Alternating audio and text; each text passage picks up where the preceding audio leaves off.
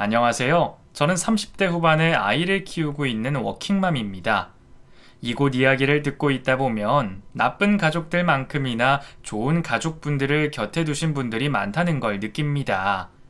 저는 딱 반반이라 이걸 다행으로 생각해야 하는 건지 아니면 불행하다고 해야 하는지 모르겠네요. 우선 저희 시부모님께서는 제가 친부모님으로 느낄 만큼 저에게 잘해주세요. 남편도 지금까지 연애 때와 마찬가지로 잘해주고요. 근데 신우와 그 남편 두 사람이 골칫거리였네요. 그래서 두 사람의 얽힌 이야기 좀 해보려고 해요. 정말 개념이 없어도 너무 없었던 두 사람의 이야기를 시작해 볼게요. 저는 친구가 소개시켜준 남편과 2년간의 열애 끝에 결혼 약속을 하게 되었습니다. 양가 부모님 모두 화기애애한 분위기 속에 단 한 번의 걸림돌 없이 결혼식을 올리게 되었죠. 그때까지만 해도 갈등 하나 없이 행복한 나날들이었어요.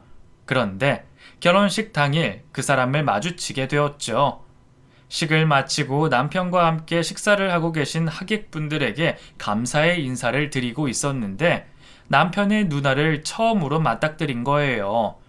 사실 남편의 누나는 지난 10년 넘게 가족들과 연락이 두절된 상태였습니다. 그렇다고 위험한 상황에 있던 건 아니고 그냥 자기가 가족들과 연락을 끊고 집을 나가 생활하고 있었죠. 중학교 이후로 사고만 치던 남편의 누나는 시부모님의 노력에도 정신을 못 차리다 어느 날 집이 싫다는 편지를 남기고 집을 떠났다고 했죠. 그래서 저도 평생 못 볼 수도 있겠구나 싶었는데 어떻게 알았는지 저희 결혼식 날 찾아온 겁니다. 처음 보는 시누이를 어떻게 대해야 하는지 당황하고 있는 저에게 신우는 팔짱을 끼고 오랫동안 보아왔던 사이처럼 친한 척을 했어요. 그러더니 대뜸 예물 이야기를 하더라고요. 옳게, 우리 이제 한 집안 사람끼리 잘 지내자? 근데 난 예단을 받은 게 없네. 당장 달라는 건 아니고 신혼여행 가서 내 것도 하나 사와. 나는 취향이 좀 확고한 편이라 브랜드와 필요한 물건 문자로 알려줄게.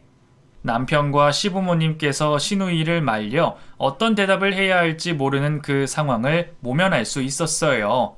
하지만 어떻게 알아냈는지 제 휴대폰 번호로 신혼여행을 즐기고 있는 저에게 명품 브랜드 명과 함께 필요한 걸 메시지로 보내왔죠. 아무리 가족이 될 사람이라도 식장에서 그 잠깐 처음 봤는데 어떻게 이렇게도 뻔뻔할 수 있는가 싶었습니다. 남편이 신우를 말려본다 했지만 마이동풍인 신우를 말릴 사람은 시댁에 아무도 없었죠. 결국 선물 하나 해주는 걸로 그 일을 마무리하게 되었어요. 하지만 그때부터 신우와 제 악연은 시작되었죠. 선물을 받고 한동안 연락이 없던 신우가 어느 날 저에게 연락이 와서는 저희 집으로 찾아왔어요. 서로를 알아갈 겸 이야기를 하고 있었는데 갑자기 저희 집안 형편을 꼬치꼬치 묻더라고요. 평범하기만 한 저희 집이라 속일 것도 없을 것 같아 있는 대로 이야기를 했더니 그리 어려운 형편 아니면 보험 좀 들어달라고 하더라고요. 그것도 여러 개를 말이죠. 하나는 자기 거고 나머지를 들면 자기가 리베이트를 받는다며 막무가내로 들어달라 했습니다. 지난번 선물 사건과 남편에게 들은 신우의 인생을 미루어 보아 이번에도 우유부단한 모습을 보여주면 안 되겠더라고요. 저는 단칼에 싫다며 선을 그었죠. 그랬더니 제 예상과 달리 조용히 물러서는 거예요. 이제부터 신우는 이렇게 대하면 되겠구나 싶었는데 며칠 후 저는 신우 때문에 아주 난감한 상황에 처하게 되었습니다. 제 주변 사람들에게 원망을 사게 된 거죠. 제가 잠깐 자리를 비운 사이 제 휴대폰 속 연락처를 복사한 건지 연락처에 있던 사람들 모두에게 제 이름을 팔아서 보험을 권유했던 겁니다. 그것도 귀찮을 정도로 연락을 하면서요. 그 원망은 제가 다 들어야 했고 수습을 하는데도 엄청나게 시간이 걸렸습니다. 아무리 제 손윗사람이라고 하지만 이건 좀 아니다 싶었던 저는 신우에게 전화를 걸어 이번 일에 대한 책임을 물었죠. 그런데 되려 저보고 어떻게 인생을 살아온 거냐며 제 지인들이 보험을 몇 개밖에 들어주지 않았다며 적반하장으로 나오는 겁니다. 제가 아무리 잘못을 따져 물어도 모르더라고요. 결국 제 속만 답답해져서 그냥 끊어버렸어요. 그 이후 남편과 시부모님의 도움으로 신우와는 연락도 하지 않았고 시댁에서 마주치지 않게 되었죠. 그리고 1년 정도 흐르고 난 뒤 신우가 결혼을 한다며 남편감을 데리고 왔습니다.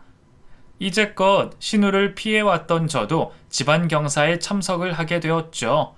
생각보다 멀쩡한 예비 심해부의 모습에 별 이상한 사람도 결혼은 잘만 하는구나 싶었어요. 그런데 분명 오늘 처음 본 심해부가 이상하게 익숙하더라고요. 확실히 본 적이 있는데 기억이 잘 나지 않았죠.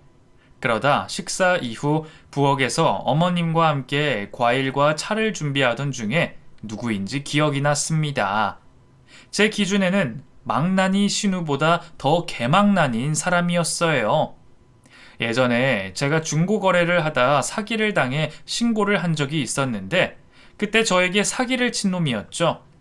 저뿐만 아니라 피해자가 여러 명이 되어 수사 끝에 잡게 되었는데 이전에도 동종 범죄가 있어서 교도소를 가게 될지도 모른다며 울고불고 난리를 치며 선처를 바랬던 놈이었어요. 나중에 경찰서에서 듣기론 그것 말고도 돈을 벌기 위해 여러 범죄를 저질러 전과가 꽤나 된다고 들었죠. 과거 일을 확인해서 두 사람이 동일 인물이란 걸 알게 된 저는 가족들에게 설명을 했습니다. 아무리 망나니의 신우라도 범죄자와 결혼을 하는 걸 두고만 볼 수는 없었으니까요. 그런데 신우가 다 알고 있더라고요. 모두 지나간 일이고 그런 과거를 가진 남자도 사랑한다 했습니다. 시부모님께서 결혼은 안 된다 하셨지만 막무가내의 신우를 말릴 수가 없었죠. 결국 두 사람은 결혼식을 올리게 되었습니다.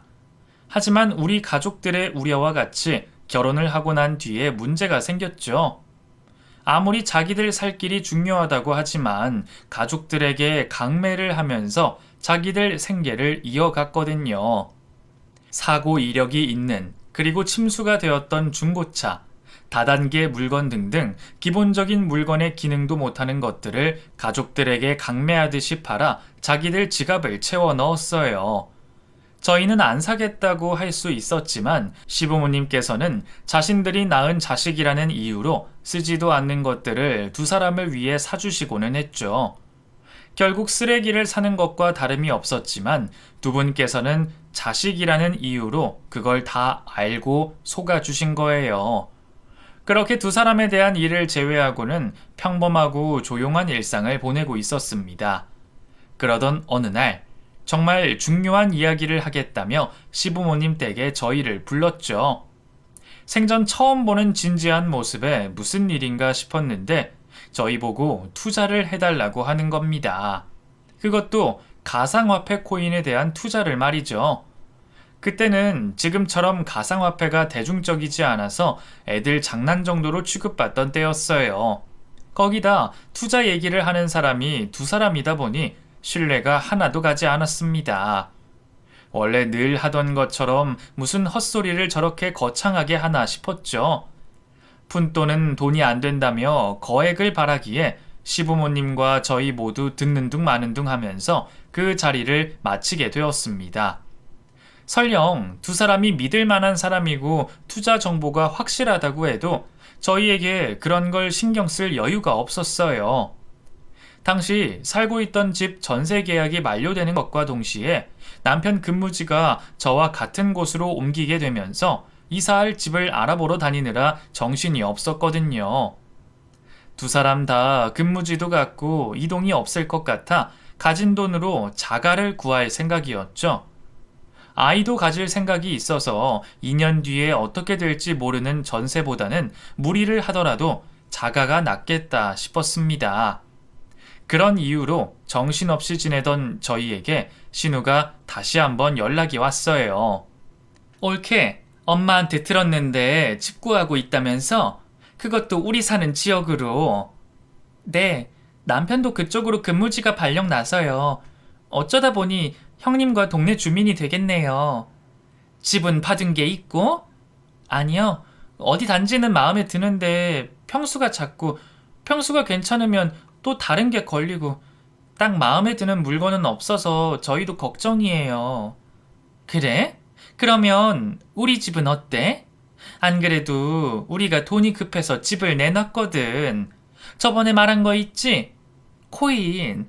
거기에 투자하려면 목돈이 필요해서 말이야. 근데 집을 내놓은 지 몇 달이 됐는데 소식이 없네. 우리가 가격도 시세보다 좀 더 저렴하게 줄 테니까 여기로 들어오는 건 어때? 처음으로 신우의 말이 솔깃하게 들려왔습니다. 평소 신우가 사는 집에 대해 들은 적이 있어 평수나 위치 모두 알고 있었거든요. 거기다 시세보다 저렴하게 준다고 하니 거절할 이유가 없었죠. 그런데 막상 가보니 집이 엉망이더라고요. 도대체 어떻게 하고 살았기에 이 모양인가 싶을 정도였죠. 절대 그대로 들어와서 살 수는 없고 정상적으로 살기 위해선 리모델링이 필수였습니다. 그래도 저렴하게 해준다고 하니 그 값을 생각하고 계약 얘기를 꺼냈는데 고작 500만 원을 깎아준다고 하는 거예요. 사람이 최소한으로 살만하게 고치는데 돈 1,000은 들 것 같은데 말이죠. 결국 따져보면 제값에 들어오는 것과 같았습니다. 그럼 굳이 가족 간에 껄끄러운 돈 거래하지 않고 나와 있는 매물로 하는 게 더 편했죠. 그런데 신우가 거의 바짓가랑이를 붙잡는 것처럼 매달려서 계약을 하자고 하더라고요. 남편도 이왕 같은 가격이면 누나 도와주는 셈 치고 계약을 하자고 해서 결국 신우와 거래하게 되었죠. 하지만 결국 돈을 더 얹어주는 결과가 되었습니다. 500 깎아준 거 그것도 다른 집과 리모델링 비용 따지면 똑같은 가격인데 그거 가지고 우리 상황 엄청 봐준 것처럼 말을 하며 생색을 내더라고요. 근데 올케는 사회생활이 좀 서투네?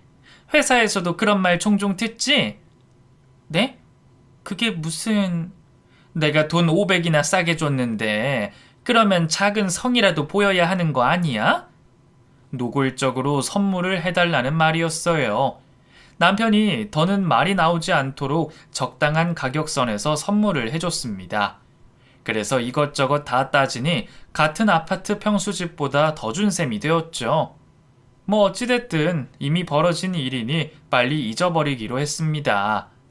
그렇게 저희는 처음으로 생긴 자가에서 행복한 일상을 보내게 되었고 신혼에는 지방으로 이사를 갔죠. 그것도 월세 집으로요. 집 사는 돈으로 투자하는 게 더 낫다며 월세로 들어간다 하더라고요. 그때는 뜬구름 잡는 두 사람의 모습에 한심하게 생각하며 제발 어떻게 되든 가족들에게 손만 벌리지 말기를 바라고 있었죠. 그런데 어떻게 된 일인지 두 사람이 코인으로 돈을 제법 많이 벌게 되었어요. TV에서만 보던 스포츠카도 끌고 오고 금덩어리도 몸에 주렁주렁하게 걸치고는 세상을 다 가진 듯한 표정으로 시댁에 찾아왔죠. 처음에는 돈 조금 번 걸 가지고 또 저렇게 다 펑펑 다 쓰고 다니는구나 했는데 두 사람이 말하는 걸 들어보니 아닌 듯 했습니다. 보통 사람이 평생 벌어도 보지 못할 금액을 번 것 같더군요. 부럽지는 않았어요. 워낙 현실과 동떨어진 이야기인 것 같아서 그냥 그러려니 했죠. 오히려 잘 돼서 시부모님과 저희를 힘들게 하지 않으니 좋았어요. 이제는 자신들이 원하는 만큼 돈을 많이 벌었으니 남들에게 피해 주지 않고 살겠지 싶었죠. 하지만 두 사람의 욕심은 거기서 끝나지 않았어요. 만약 그 당시 코인에 대한 투자를 그만두고 벌었던 돈 모두를 현금화해놨다면 오늘 같은 이야기를 하지 않았어도 되었겠죠. 그랬으면 아마 지금까지 어깨에 잔뜩 힘들어가고 떵떵거리며 자기들끼리만 잘 살았을 거예요. 그런데 사람의 욕심이 끝이 없는지 결국 그 욕심이 화를 불렀죠. 한 번 더 큰 파도가 올 거라고 했습니다. 결국 코인이라는 게 파도처럼 내려가면 올라올 때가 있다면서 자신들이 벌어둔 모든 돈을 다시 재투자한다고 말하더라고요. 이번을 마지막으로 상상할 수 없는 돈을 벌고 손을 턴다고 했죠. 그런데 두 사람이 말한 파도가 아직은 아니었나 봅니다. 시간이 지나고 나서 보니 아예 틀린 말은 아니었지만 그 당시에는 아니었죠. 코인에 투자한 이후 맨날 인터넷에 자신들이 소비한 사치품들을 전시하기 바빴는데 어느 날부터인가 메시지 프로필도 그렇고 SNS도 뜸하더라고요.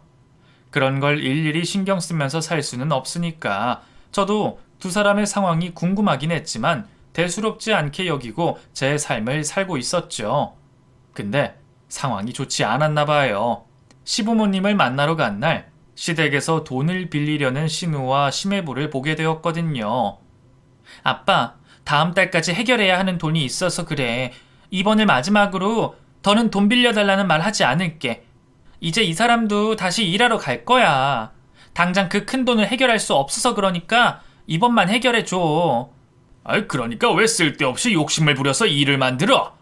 그리고 갑자기 찾아와서 그 큰 돈을 내놓으라 하면 내가 바로 나와? 너는 우리가 네 지갑짐으로 알고 있어? 그리고 자네는 장인 장모가 어렵지도 않어? 처갓댁에 와서 돈 달라는 말을 어떻게 이리도 뻔뻔하게 말하나? 우리 집에 돈 맡겨놓기라도 했어? 부탁 들어주는 것도 한두 번이지. 허구한 날 찾아와서 이거 사달라, 이거 들어달라, 돈 좀 빌려달라. 이게 무슨 짓이냐 말이야. 두 사람도 성인이고 한 가정을 꾸린 사람들이면 스스로 한 일에 책임도 지고 주변에 피해 안 주고 살아갈 생각을 해야지. 우리 죽을 때까지 도움받고 살 건가? 아버님, 면목 없습니다. 근데 이번이 정말 마지막입니다. 이제 다른 욕심 부리지 않고 밥 세 끼 편한 잠자리로 만족하고 살려고요. 그러니 정말 마지막으로 부탁드리겠습니다. 다시는 손 빌리지 않겠습니다. 시부모님과 저희나 두 사람의 말을 믿지 않았지만 시부모님 입장에서는 자식이 도와달라고 하니 외면하실 수 없었나 봐요. 결국 두 사람이 벌려놓은 일들을 해결해 주시려 돈을 내어 주셨죠. 정신을 차리겠다는 두 사람 말을 믿는 건 아니었지만 그래도 몇 달간은 손 벌리지 않고 조용하겠구나 싶었습니다. 그런데 이번에는 목표물을 바꿔 저희에게 연락이 오더라고요. 그것도 아파트 가격이 올랐다며 그게 전부 자기네 덕분이라고 말을 하면서 말이죠. 올케는 아파트 가격이 이렇게 많이 올랐는데 입을 싹 닫고 있었어? 나 좀 서운하려고 하네? 같은 가족으로서 돈을 그렇게 벌었으면 뭐라도 보답 표시를 해야 하는 거 아니야? 내가 우연히 검색 안 해봤으면 영원히 몰랐을 거 아니야. 그게 저희가 이 집을 판 것도 아니고 팔 생각도 없어서요. 어쨌든 재산이 불어난 건 불어난 거잖아. 아무리 아파트 가격이 올랐다고 해도 어떻게 10억이 올라? 내가 우리 남편이랑 이야기해봤는데 우리 두 사람 생각으론 올케 네가 취한 이득에 대해서 정당한 보수를 받아야 할 것 같아. 정당한 보수요? 저희가 집 매매금을 안 드린 것도 아니고 당시 저희 형편으론 무리하면서까지 보답 표시도 했는데요. 그리고 솔직히 형님이 돈이 급해서 파신 거잖아요. 당시 돈도 급하고 내놓은 지 꽤 됐는데 안 나가고 있다고. 그래서 돈 내주기가 싫다는 거야? 돈을 그렇게나 벌어놓고서? 올케 그렇게 안 받는데 사람이 염치가 없네. 더 이상 말이 길어져 봤자 저만 스트레스 받고 좋을 게 없다고 생각돼서 무슨 보답을 원하는지 물어보게 되었어요. 그렇게 말씀하시니 제가 어쩌겠어요. 그래서 원하시는 보답이 뭔데요? 처음부터 그렇게 나왔으면 서로 힘도 안 빼고 얼마나 좋아. 10억 넘게 올랐다며? 그러면 그의 절반은 받아야지. 너무하다고 생각하지 마. 우리 아니었으면 돈 1억이라도 벌 수 있었을 것 같아? 5억 떼어줘도 5억이나 버는 건데. 네? 5억이요? 아니, 누가 돈 5억을 현금으로 가지고 있어요. 정모하면 그 집 팔아서라도 해주면 되는 걸 뭘 그렇게 놀라. 말했잖아. 우리한테 돈 5억 줘도 5억을 번 거라고. 기가 막힌 이야기죠. 돈 5억이 남의 집 개 이름도 아니고 그 큰 돈을 보답이라며 달라고 하다니 기도 차지 않는 소리에 무시하기로 했어요. 조율도 서로 말이 되는 정도에서 하는 거지. 그쪽에서 저희 사정 봐준다고 절반으로 깎아도 2억이 넘는 거잖아요. 정신 나간 것과 상종을 안 하는 게 낫다고 봤습니다. 오는 연락 무시하고 돈이야 안 주면 그만이니까요. 남편에게 신우가 해온 말을 전하니 당연히 저와 같은 생각이었습니다.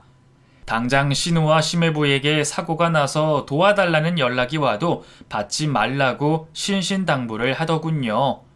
저도 절대 두 사람과 말을 섞을 생각이 없었죠. 그렇게 두 사람에게 걸려오는 연락을 무시한 채 살고 있었습니다. 하지만 두 사람에게 비빌 곳이 저희 말곤 더는 남아있지 않는지 저희에 대한 집착은 계속되었죠. 급기야 저희가 살고 있는 아파트 현관문 앞에 자리를 펴놓고 시위를 하듯 생활하기 시작했어요. 지금 남의 집 앞에서 뭐 하는 거예요? 어머, 형님? 형님, 여기서 도대체 뭐 하시는 거예요? 이거 다 올케가 자초한 일이니까 감당해. 나랑 그 사람이랑 교대로 돌아가면서 이 집 앞에서 시위할 거니까. 우리 그만 보고 싶으면 돈 5억 준비해서 줘. 솔직히 같은 집안 사람한테 돈 5억 떼어주는 게 그렇게 아까워? 우리 때문에 벌어놓고. 꼭 형님 제안 아니라고 해도 이쪽의 집은 구했을 거예요. 그리고 500 깎아준 것에 대한 보답은 그때 선물로 다 된 거 아니에요? 조금 남은 차에 현금으로 드리면 제값 받으신 거니 다 해결되는 건가요? 그렇다면 제가 이 자리에서 이체해 드릴게요. 한참 지나서 아파트 가격 오른 거 가지고 무슨 돈 5억을 내놓으라 억지를 부리세요. 저희 통장에 돈 5억도 없고 회사 때문에 이 집 팔 생각도 없어요. 여기서 애도 낳을 거고 다 클 때까지 지낼 거라고요. 그래, 옳게 마음대로 해. 우리는 우리 마음대로 할 테니까. 누가 못 버티고 떠나는지 한번 보자고. 상종할 가치가 없다고 생각한 저는 집 안으로 들어갔어요. 어차피 밖에서 고생하는 사람이야 두 사람일 테니까 저야 신경 안 쓰고 집안에서 생활하면 된다고 생각했죠. 오히려 제가 유리하다고 생각 들었습니다. 집안에서 풍겨오는 음식 냄새, 아늑한 잠자리 등등 두 사람을 포기하게 만들 거리가 저희에게 많다고 생각했죠. 그래서 퇴근하여 집으로 들어오고 있는 남편에게 일부러 삼겹살을 사오라고 했어요. 그리곤 문을 열어 잠금 장치를 걸어놓고 삼겹살 냄새가 밖으로 나가도록 유도했죠. 음식 냄새에 힘들어할 두 사람 생각에 즐겁게 식사를 하고 있었는데 밖이 소란스러워지는 겁니다. 무슨 일인가 싶어서 밖을 봤더니 퇴근을 하고 온 심해부가 가스버너에 고기를 굽고 있는 거예요. 한쪽에선 신우가 자신을 쳐다보란 듯이 쌈을 싸서 고기를 먹고 있었고요. 이 문제로 옆집 분들께서 나와 뭐 하는 짓이냐 따져 물었죠. 우리도 여기 차가운 바닥에 앉아서 밥 먹고 싶겠어요? 이게 다 여기 사는 우리 올케가 내 돈 안 줘서 시위하는 겁니다. 반대로 생각해 보세요. 받을 돈이 있는데 상대가 안 주고 버팅기고 있으면 이렇게 안 하겠어요? 내가 돈 받으면 바로 떠날 거니 정 불편하면 저 대신 내 동생이랑 올케에게 돈 좀 빨리 해결해달라 말해주세요. 그날부터 시작됐어요. 신우와 심해부의 억지가 말이죠.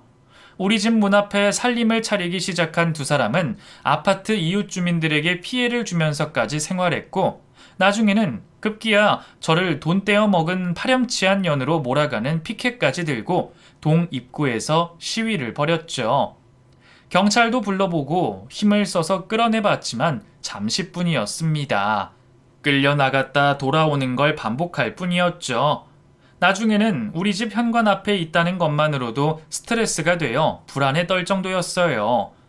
그 시간이 꽤 길어지다 보니 정말 돈 몇 푼이라도 쥐어줘야 끝나나 싶더라고요. 남편도 한계치에 다다르며 결국 걱정을 끼칠까 싶어 말씀을 드리지 않고 있던 시부모님께 찾아가 이를 해결할 방법을 찾게 되었죠.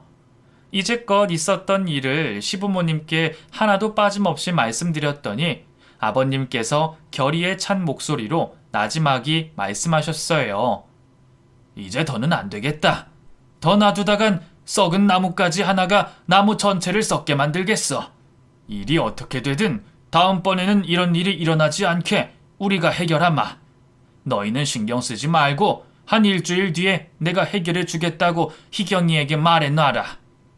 말씀을 하시는 아버님과 옆에 듣고 계시는 어머님 두 분 모두 이전과는 사뭇 다른 분위기에 말씀하시는 해결 방법이 무엇인지 물어보지 못한 채 집으로 돌아왔죠. 결국 두 사람에게 돈을 주시거나 법적인 해결 방법을 알아보시는 걸 텐데 그것 가지고 또 재발 방지가 될까 싶었습니다. 그래도 아버지께서 하신 말씀을 두 사람에게 전달이라도 하면 자리를 뜨지 않을까 싶어서 들어가는 길에 말을 했죠. 하지만 신우는 당장 자신의 눈앞에 돈 5억이 있어야 떠날 거라며 미동도 하지 않더라고요. 형님, 어쩌다 아버님과 얘기를 하게 됐는데요. 지금 요구하시는 거 한 일주일 뒤에 해결해 주신다고 하시던데. 그러니까 여기서 이러지 말고 편안한 집에 돌아가시는 게 어떠세요? 아니, 난 이제 여기가 내 집보다 편하다. 그리고 내 눈으로 통장에 5억이 들어와야 내가 떠나지. 너희들 말만 믿고 어떻게 떠나니? 그러다 너희들이 집 정리하고 야반도주라도 하면 나만 지붕 쳐다보는 게 되는 건데. 나 떠나는 모습 보고 싶으면 돈 내놔. 내심 기대를 했던 것도 사실입니다. 심기 거스르지 않게 살살 달래가며 곧 해결해준다는 아버님 말씀을 꺼내면 떠나지 않을까 싶었죠. 그런데 신우는 귓등으로도 듣지 않았어요. 제가 잘못 생각했던 거죠. 이렇게 순순히 떠나줄 사람이면 아마 진작에 떠났을 겁니다. 결국 저도 포기를 한 채로 집으로 들어갔고 또다시 집을 오가는 걸 불편해하며 일주일을 보내게 되었어요. 그렇게 아버님께서 약속하신 일주일이 지났습니다. 저 거머리 같은 두 사람을 아버님께선 어떻게 해결을 하시는 건가 궁금하여 새벽부터 일어나 있었죠. 시부모님께서 언제 나타나실까 싶어 베란다 밖과 휴대폰을 번갈아가며 확인을 하고 있었어요. 끼니도 대충 빵으로 해결하며 남편과 함께 계속 창밖을 바라보고 있었죠. 이제 해가 중천에 뜨고 점심시간이 조금 넘어가고 있을 때 아버님께서 전화가 오셨습니다. 너희 밖에서 무슨 소리가 나더라도 집 안에서 문 꼭 닫고 있어라. 우리가 그 둘을 알아서 해결할 테니. 그 말씀에 저희는 현관으로 나가 한 명은 밖을 보며 한 명은 문에 귀를 대고 있었죠. 얼마 뒤 우리 층에 엘리베이터가 열렸고 무엇인가 잔뜩 가지고 오신 시부모님께서 내려 저희 현관문 쪽으로 오셨죠. 시부모님 등장에 신우와 심해부는 놀랍지도 않은지 천연덕스럽게 고개만 살짝 들고 인사를 했어요. 저희는 시부모님께서 어떤 해결책을 가지고 오셨나 기대를 하면서 계속 지켜봤죠. 장인어른 장모님 오셨습니까? 처남이랑 올케가 오신다고 하길래 그냥 하는 소린 줄 알았는데 이렇게 진짜로 오시는 줄은 몰랐네요. 대충 처남께 들으셨겠지만 그래도 사람 하는 말이 아다르고 어다르다고 저희 입장에서도 한번 이야기를 들으시면 또 다르실 겁니다. 됐네. 더 들어봤자 일만 복잡해지고 시간만 잡아먹지. 결국 집값이 팔았을 때보다 올랐으니 그 절반인 5억을 달라는 거 아니야. 그래, 이 생각 자네가 했나? 아니면 희경이 네가 했냐? 아빠, 우리 입장에서도 생각 좀 해줘. 우리가 이 집을 팔 때 희준이한테 싸게 팔기도 했고 우리 아니었음 희준이가 여기 들어오기나 했겠어? 그 정도면 오른 가격의 절반 정도 받을 자격이 있지. 그리고 우리도 상황이 꼬이지만 않았어도 괜히 아쉬운 소리 하지도 않아. 누나 어려운 상황인 걸 알면 지가 먼저 도와주겠다고 말하지는 못할 망정 이렇게 누나랑 매형 길바닥에 고생하는 걸 보고 있는 게 말이나 돼? 그러니까 잔소리하러 왔으면 아빠 엄마도 그냥 돌아가. 아니면 희준이랑 올케한테 말 좀 알아듣게 해주던지. 당신은 왜 말씀도 안 들어보고 장인 장모님께 짜증을 내? 장인어른, 이 사람이 바닥에서 생활하는 게 오래돼서 괜히 투정 부리는 거예요. 너무 신경 쓰지 마세요. 그런데 그 처남께 들어보니 저희 일 해결해 주신다고 하던데 그게 뭔지 여쭤봐도 되겠습니까? 부모 입장이 돼서 보고 있자니 영 불편해서 말이야. 평소 생각해둔 것도 있고 그래서 내가 해결해 주려고 왔네. 자, 여기 금고 이거. 여기 있는 걸로 퉁치고 여러 사람 힘들게 하는지 그만하도록 하지. 그렇게 아버님께서 가지고 오신 것들 중에 가장 큰 금고를 카트에 담아 내미셨습니다. 시부모님께서 다른 방법을 가지고 오셨을 줄 알았는데 결국 저희를 대신하여 돈을 내어주신다고 하니 안 될 일이라고 생각되었어요. 결국 이런 방법밖에 없다면 저희가 두 사람 때문에 돈 10억 벌었다 치고 5억을 주는 게 나을 것 같다라는 생각이 들었습니다. 이 생각은 저뿐만이 아니었어요. 남편 또한 마찬가지였죠. 저희는 급히 현관문을 열어 시부모님을 알렸습니다. 아버님, 이러지 마세요. 노후자금 주시는 거면 저희가 그냥 형님에게 돈 주는 걸로 할게요. 저희가 찾아간 건 다른 방법이 있을 줄 알고 간 거였어요. 이렇게 피해드리면서까지 해결하고 싶지 않아요. 맞아요, 아버지. 애초에 저희한테 받을 돈이니까 저희가 알아서 할게요. 그만 들어가세요. 누나, 거기에 손대지 말고 우리가 최대한 빨리 이 집 정리해서 돈 나눠줄게. 그거 우리 부모님 노후자금에 쓸 돈이잖아. 그 돈은 우리 건들지 말자, 응? 하지만 저희의 간절한 외침에도 두 사람의 마음은 눈앞에 있는 금고에 가 있었습니다. 이렇게 받으나 저렇게 받으나 우리는 돈 5억만 받으면 돼. 이 집 팔아서 나온 돈은 아빠 엄마 드리든 아니면 너희가 부모님 모시고 살든 너희가 알아서 정리하고 우선 나는 돈이 급해서 이거 먼저 가져가마. 여보, 뭐해? 얼른 금고 열어봐. 돈이 정확히 있나 확인을 해야지. 그래야 이놈의 자리를 떠나든 남든 할 거 아니야. 아무 말씀도 하지 않으시는 시부모님으로 인해 그 모습을 지켜만 볼 수밖에 없었습니다. 이윽고 금고가 열렸고 그 안에는 달랑 봉투 한 장만이 들어가 있었습니다. 아빠, 결국 수표로 주실 거면 뭐하러 이 무거운 금고까지 가지고 오셨어요? 하기야, 선물도 달랑 받으면 좀 그렇긴 하지. 포장지라도 있어야 선물이니까. 그것도 그렇겠지만 원래 나 죽고 나서 열어볼 걸 미리 가져오는 거라 내 평생 생각도 전달할 겸 금고 그대로 가져왔다. 결국 유산이라는 말씀이신데 지금이라도 저 봉투를 가로채 시부모님께 돌려드려야 하나 싶었어요.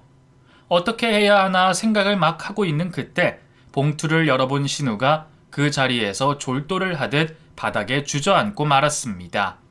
심해부가 주저앉는 신우를 부축하며 떨어뜨린 봉투를 확인했죠. 그런데 그 봉투 안에 있는 게 수표가 아니더라고요. 무엇인가 적혀있는 종이였습니다. 그것도 한 장이 아니라 두 장이나 있었죠. 그 종이를 읽어가던 심해부도 중간에 읽는 걸 중단하고 저희 쪽을 향해 억울한 듯 쳐다보기 시작했어요. 그쯤 되니 저도 그 안에 적혀있는 내용이 뭔가 싶더라고요. 심해부가 흘린 종이를 주워 남편과 함께 확인해봤죠. 맨 처음 본 종이는 시부모님께서 작성하신 듯한 유언장이었습니다. 사후 남겨진 모든 유산을 상속하겠다는 글이 적혀 있었죠. 법무법인의 직인이 있는 걸로 보아 직접 공증이나 법적인 효력 여부도 확인을 하신 것 같았어요. 그 다음은 지금까지 평생 신우 앞으로 들었던 돈들을 하나하나 적어 표로 작성을 하셨더라고요. 그리곤 가장 밑에 해당 금액을 신우에게 청구한다라는 말이 적혀 있었죠. 그때까지만 해도 유언장은 알겠는데 그 다음 종이는 이해가 잘 안 되더라고요. 하지만 굳이 제가 이해를 하지 않아도 되었습니다. 종이를 보곤 자기는 모든 걸 이해하고 인정할 수가 없는지 신우가 시부모님께 따져묻기 시작했거든요. 아빠, 이걸 나보고 어쩌라고 주는 거야? 아까 퉁치자고 하는 말이 그 뜻이야? 지금 내가 희준이에게 돈 5억 받는 걸 저 청구 금액과 퉁치자는 그런 말이냐고? 부모가 자식 키워주고 도와주는 게 당연한 거지. 그걸 저렇게 치사할 정도로 계산해서 나보고 갚으라는 게 말이 된다고 생각해? 나 인정 못해. 어차피 아빠가 이렇게 나와봤자 해결되는 건 하나도 없어. 나랑 이 사람은 이 자리에 버티고 있으면 되는 거지. 그리고 상속? 그거 나도 변호사 알아봐서 돈 나눌 거야. 나도 자식이고 엄마 아빠한테 한 게 있어. 그런 거 따져서 나도 내 목 챙길 거라고. 신우가 시부모님께 자신의 억지를 피를 토하며 외치고 있을 때 아버님과 어머님께서는 갑자기 분주하게 움직이고 계셨습니다. 그리고 신우의 말이 끝나기 전에 약수터 물통에 있던 걸 신우와 심해부에게 뿌리셨죠. 통 뚜껑을 열자마자 악취가 쏟아져 나왔고 두 사람의 몸으로 쏟아지는 걸 보면 한 번에 알 수 있었어요. 그건 바로 똥물이었습니다. 온몸에 흠뻑 똥물을 뒤집어 쓴 두 사람은 잠시 자신들에게 무슨 일이 벌어진 것인지 파악을 하듯 멈춰서 있었죠. 하지만 곧 자신들이 똥물을 뒤집어 썼다는 걸 알고 난리를 쳤습니다. 그러자 아버님께서 잔뜩 화가 나신 목소리로 두 사람에게 고함을 치셨죠. 자식 새끼라고 낳아놨더니 뭐가 어쩌고 저쩌? 네가 태어나서 우리 집에 엄마랑 나한테 뭘 했다고 유산을 받을 생각해? 결혼하면 좀 정신도 차리고 예전보다는 덜 할 줄 알았더니 어디서 자기랑 똑같은 걸 데려와서 집안을 이 난리통으로 만들어놔. 법적으로 해볼 수 있으면 한번 해봐라. 어디 누가 이기나 한번 해보자. 네가 내 돈 받아갈 수 있을 만큼 살아왔는지 한번 보자고. 그리고 우리가 네 앞에 든 돈을 청구한다고 그게 치사하다고? 너 스스로 네 인생을 어떻게 살아왔나 생각해봐라. 우리가 너 중학교 때부터 사고 친 거 수습한다고 얼마나 고생했는지 알아? 정신이라도 차렸으면 지금까지 들었던 돈이 안 아깝지. 결국 지밖에 모르고 부모 청춘 다 빨아먹은 년이 이제는 너랑 똑같은 놈 하나 더 데려와서 나이든 부모 삶도 모자라 네 동생네도 건드려?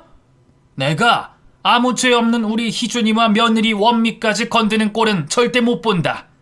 오늘 여기서 너와 우리 집의 인연은 끝이니 다시는 우리 두 사람 포함 희준이와 원미 앞에도 나타나지 마.